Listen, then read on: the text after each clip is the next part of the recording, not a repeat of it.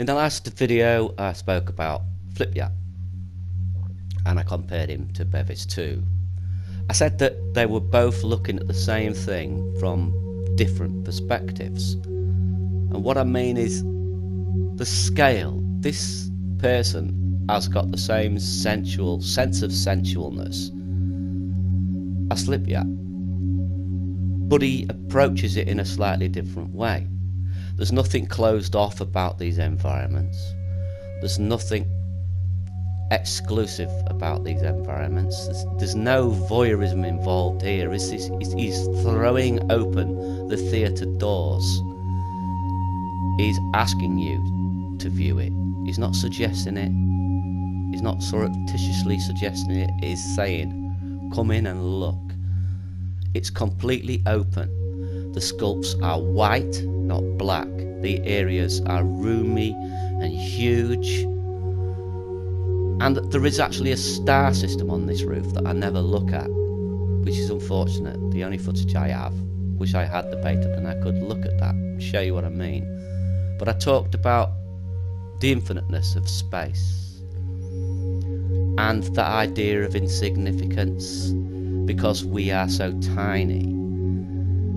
I feel the main difference is that this person has got a more optimistic view of that insignificance, and he finds it enlightening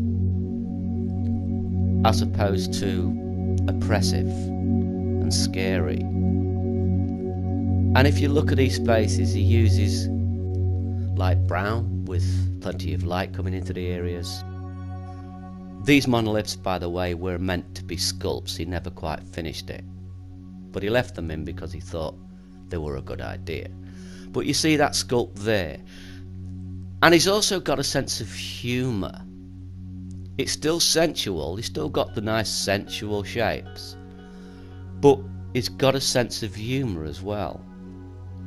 It's a completely different animal to FlipYap, but at the same time it's exploring the same ideas. He's still inviting us in. He's still asking us to look. He's still asking us to explore, which is obviously why he's designed this area in the way he has.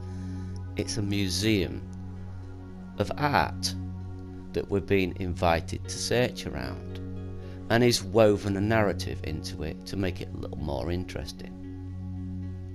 So I originally thought this was more than one person, but having walked around this environment and watched videos of me walking around this environment several times now, I came to the conclusion it had to be one person. And indeed, in a recent interview with an excellent interview on, I can't remember where it is now, I think it's on Reddit, with Lucy Stew, he answers a few questions, a few burning questions I had, and it is indeed one person. One person in 6 weeks. Incredible. But you can see the roominess, the vastness. This is so much the opposite of FlipYap's approach, but at the same time is exploring the same sensualness. He's still inviting us to try to see who he is, or she is. I don't know, I'm assuming that it's a he. But the optimism comes through, the sheer breadth of this environment. It's fantastic. It's an incredible environment, and it's all done with the same meticulousness and the same care as FlipYap. What a fascinating contrast between these two people. We are walking through people's imaginations. We are walking through people's dreams, and the optimism shines through. Look, we've got a rainbow at the end of the scene. I mean, you can't get more optimistic than that.